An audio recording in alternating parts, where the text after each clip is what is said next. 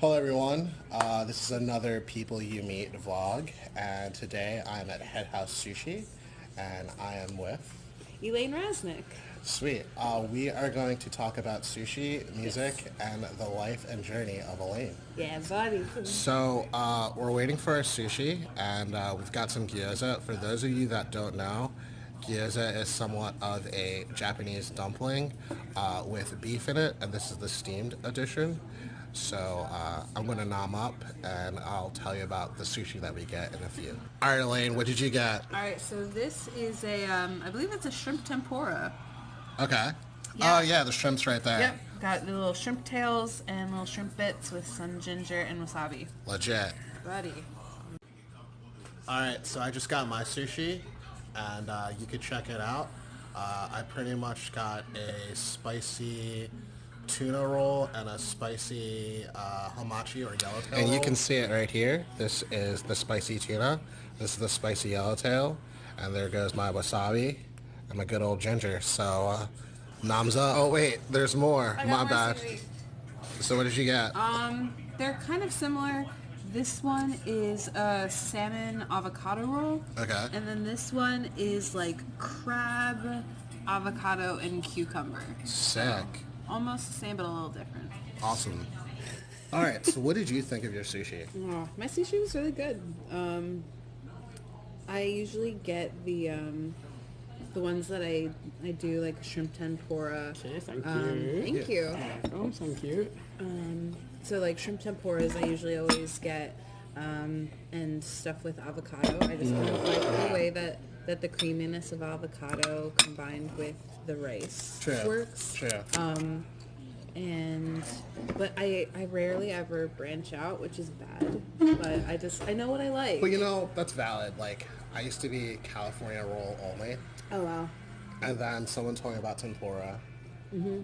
And then I started getting spicy.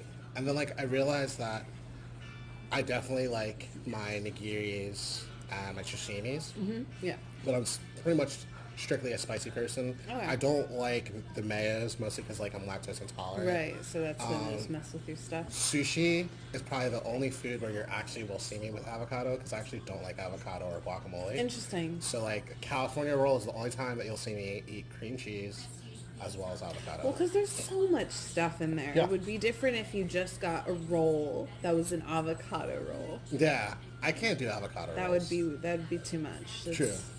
You're Very just true. eating an avocado. And the other thing that I really liked about this sushi place is not only like do they play shows here, Right. is it was very fresh. Yes, yeah, I could definitely, especially when I had the salmon one, you could not only just like see, but it just tasted, it melted, Yep. which was nice because I had the salmon and avocado, so everything just kind of melted and had a nice little bit of a bite to it, but it wasn't just like either too chewy or everything was just Exactly. like pre-chewed feeling. Well, Tell me about like what's going on, like to the people that don't know who you are. Like, how do we meet? How did we meet? Oh, I know how we met. Okay, so I started performing music probably back in 2015. Okay. And I had joined the DIY Facebook page while I was still living at home, and I was on a lineup at Win-Win Cafe. That's right. With Tapes and Tubes. Yeah. Me, you, and I think one other. It was like a duo of like a guy and a girl. Oh, Yeah. Andrew and Lindsay, but I can't remember their project. If you're watching I'm this, so which you probably aren't. It's so long ago. I do remember that. And I actually have 2 songs coming out with that Andrew, too. Oh, that's awesome. So, yeah, excited. Yeah. And so I remember I was there with my giant like iPad because I still had a basic phone, and we were just chatting, and you were giving me tips on how to be a musician. Oh, shit. Because I had no Way to make me clue. sound like a dad. But that's the thing, is that that was my first ever like gig that wasn't just like, oh, I'm gonna play at the Dyke March because all that I have to do is just fill out an application. It was actually like, oh, I would love to be in this lineup. Cool, come to this show, you know. And so you were telling me about, just keep finding shows. True. And And that I mean, that. not about myself, but where do you feel like you are now in terms of like where you've been? Oh And my where you've gosh. Well,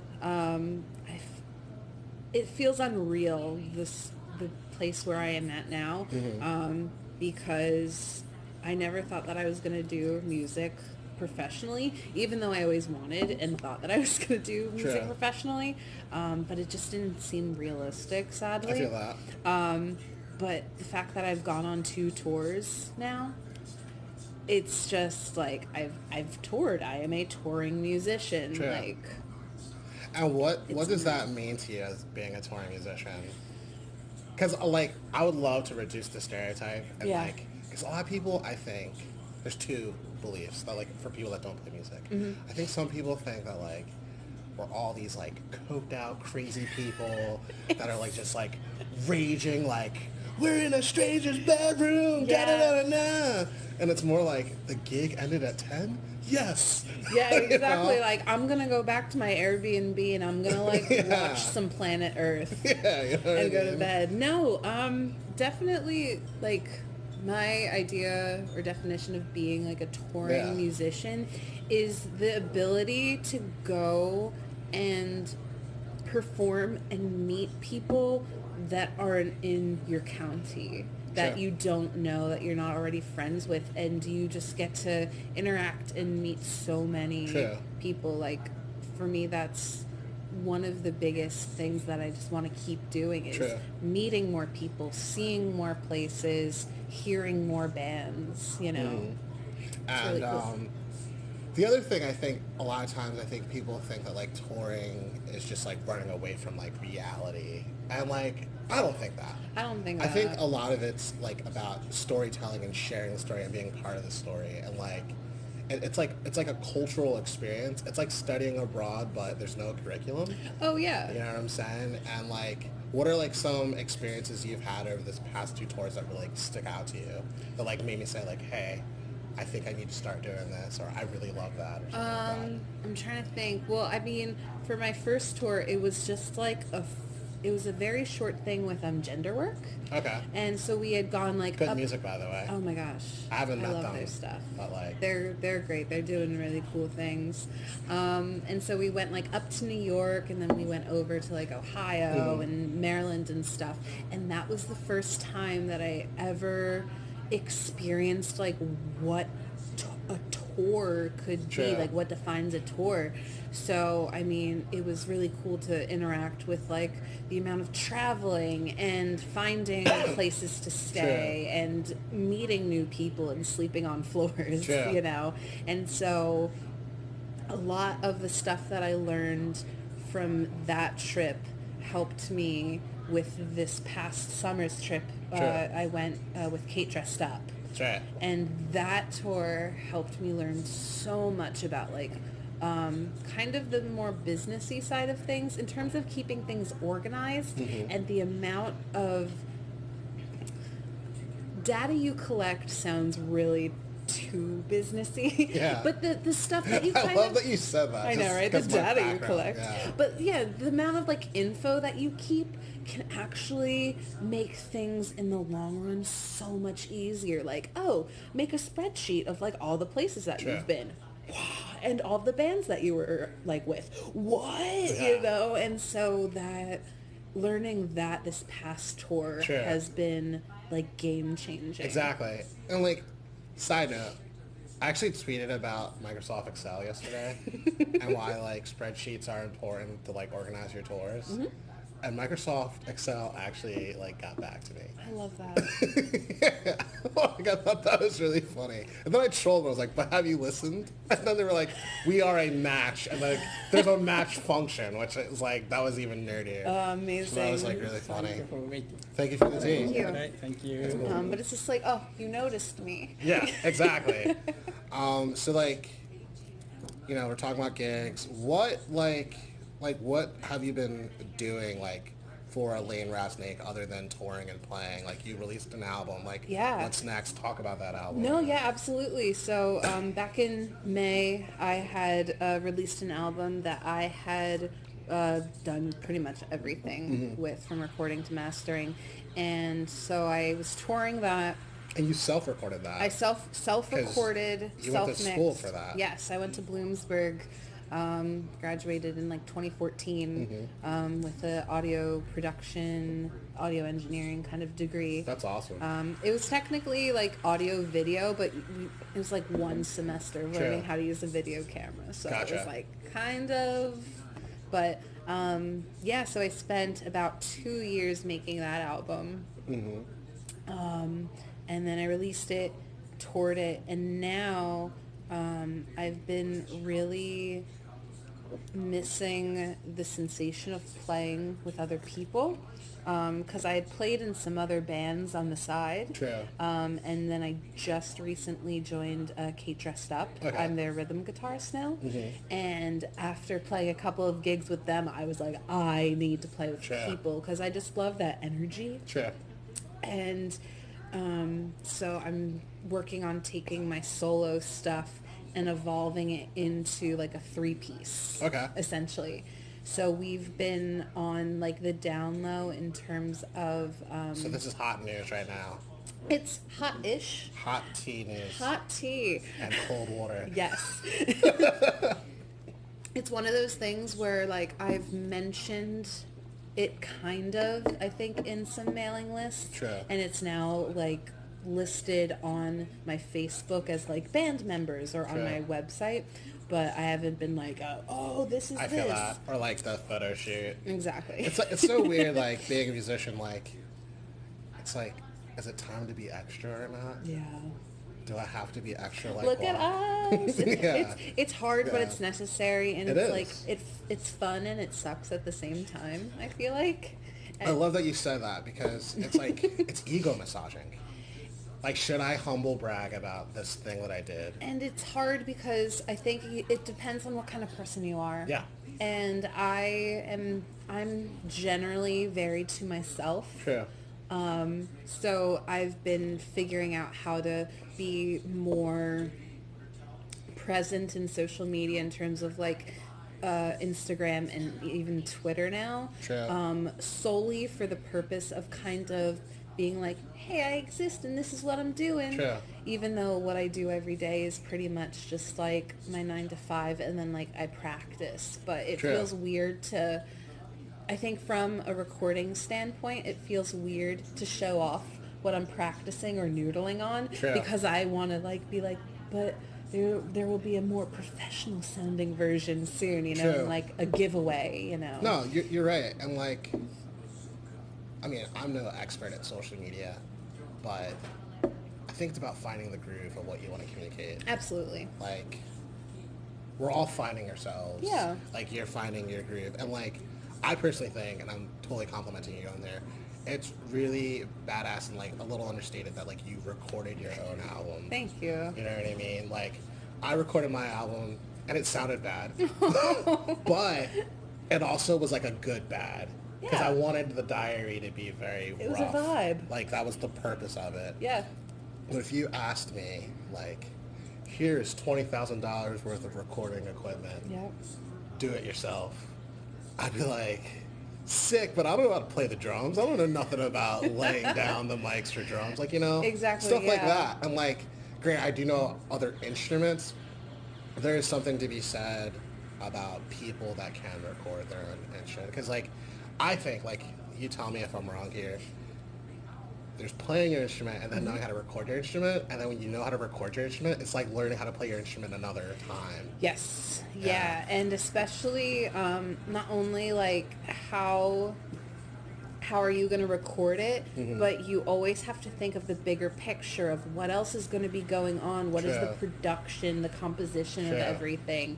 It's really exciting. It is tricky. True. And there's, again, you almost have to be like a special kind of person where you're okay with listening to yourself for 2 years, just looping over and over and over. And did you have any, Yeah. like, for lack of a better word, it's like fuck it moments, like, this isn't going to go on record.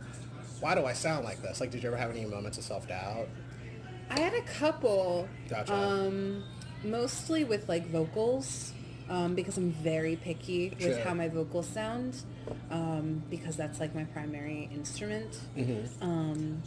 But there weren't any, no, I take it back. There was one song that I had written that I was going to put out, and my partner was kind of like, hey, I love this song, but it's a little like too personal. That's real. Because especially since the album is definitely kind of a personal, like, letter to them as well as myself, and like a coming to of like who I am now. It was kind of like, you can play this for me in my bedroom because it's about me, but like That's real. let's just keep it in the house. True. Yeah. And I like that you said that, because I think there is like a level of songwriting integrity that like across the board, I'm not even going to point like fingers at a genre or a community, that like there is an ethics and morals to songwriting. Yeah. That like no one thinks about it, because like when people think about ethics and morals, it's like copyright issues, like, right, did you take that riff, like pulling a Robin Thicke. Exactly. But like, what about the more interpersonal aspect, like who's this song about, what is it saying, like, and I think sometimes like we might be fond of hooks and melodies, but we really do need to be like sensitive to that. So I like that you did that, even though I haven't heard the song. But and no one will. no one will. But like I just like the fact that you tell that story. Yeah, thanks. So, yeah. And so now I'm working on, I have like a concept EP that I'm working on. True. Which is really fun. I have about 4 songs for that. Okay. And so I will either make a whole bunch more and kind of have it grow, or just kind of keep it small, and True. then when I perform, it will be either interwoven with the Breathe Again stuff. Okay. Or I was contemplating having like a night or 2 of like a special like performance of it, just because Okay. it's like a concept, Yeah. and how much I want to be like theatrical about it, or just kind of be like, here are some songs, And it, like, it gives scarcity. So like if you play that show, people are like, this is never happening again. Yeah. I need to see this. Exactly. And if I miss it, I messed up. Exactly. I get that. I So completely I'm get that. definitely still brainstorming a lot True. of that, but And is this your first like concept record? no, actually, the Okay. first. Sorry to cut you off. No, you're so fine. Yeah. The first concept one was my very, very, very first like album. Okay. Cause like, side note, a lot of my music stuff that I did, like on my Bandcamp, my first like 2 little albums, you could say, were not created in the prospects of performing it in True. a way. It was, I was going to use my Bandcamp as like a, hey, I'm a recording engineer. I can record music. True. Here are examples of what I can do. It was True. almost like a resume, than like a, here's the songs that I make. I'm now going to go play them for people. True. But so the very, very first thing that I did was, it's like 4 songs called Vowels at 120. I heard that. Yeah.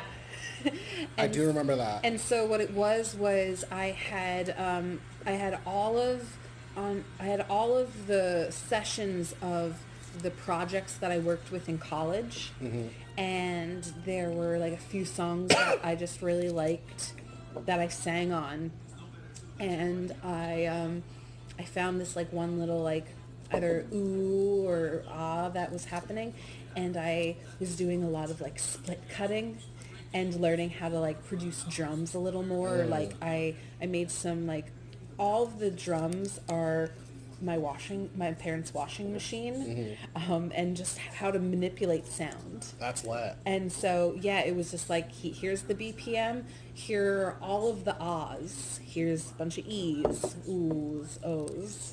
Yeah. That's lit. And that's really lit. that's what that was. I'm saying lit way too many times. Fine. That is awesome. Are you amazed? Is lit. So, No, that was fun. So we're working on a concept record. Well, you are, not me. I'm working on something else. I'm working on a concept record, and then just the band is trying to just solidify and learn my music. And you're mastering like 1 million records for people. You mastered my single recently, Good For Me. That's right.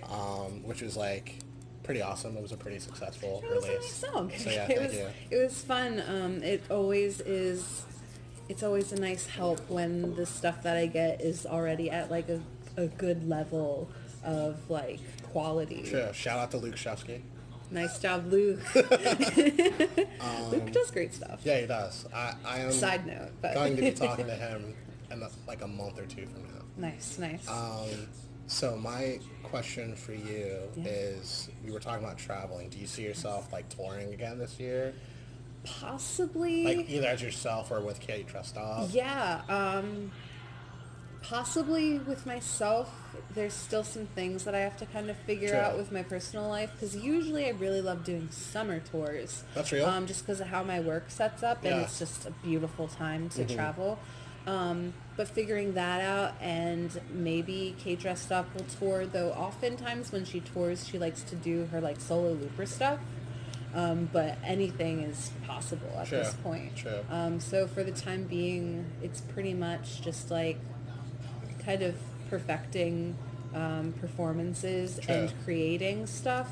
And the actual performing for people has just been like on like a lower setting. That's understandable. Yeah. It's for the really time about being. like managing like what's not so much important, but what's like the priority right now. Exactly. Because like I think for every musician, it's like, all right, this week I'm just gonna work on some Stevie Wonder riffs. Or Exactly. if you have loop pedals, like gotta get my Julian Baker on, you know. But Exactly. and then other times it's like, all right, I gotta focus on booking some shows. So that's very real. Yeah, and I mean, I could have taken the route where it's like, I mean, this album isn't even a year old, and Sure. I could just be performing it for people and people and people and just keep booking stuff nonstop. But I really enjoy creating True. and recording, and so I just wanted to be like, oh, I have this idea. Let me press pause True. and make stuff. I think a lot of like what we forget before we like wrap up our discussion Yeah, is absolutely. like albums get cooler as they get older. Yeah. Like some dude hit me up on Instagram like, I can't believe you had your grandpa on a record. And I was like, yeah, you just found that out? He's Aw. like, yeah, I just found you on YouTube. And like to me, I'm Right.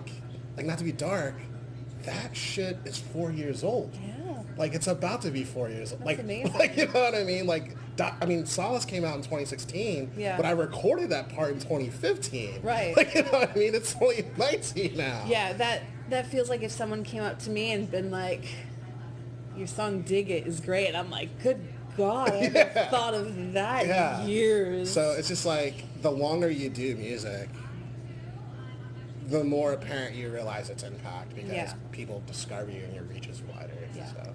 So what else do you have to say to the people on the YouTube? I hope you're having a good day. But yeah, so you can find all of my stuff on any of the streaming platforms, especially like Spotify, and you can find me on Instagram, Twitter, Facebook at Elaine Rasnake. I'll put all the info at the bottom. Yeah, buddy. Make sure to follow and subscribe. Both of us. You know. Yeah, and then you can buy my album and merch, and hopefully I'll be able to play for you guys soon. Sick. Yeah. And thank you for talking to me. Thank you for having me. This has been so much fun. We'll definitely collaborate in the future. Yeah, buddy. And we're going to take a selfie. And it's very cold in Philadelphia right So now. cold. So we're going to go home. So peace. Night.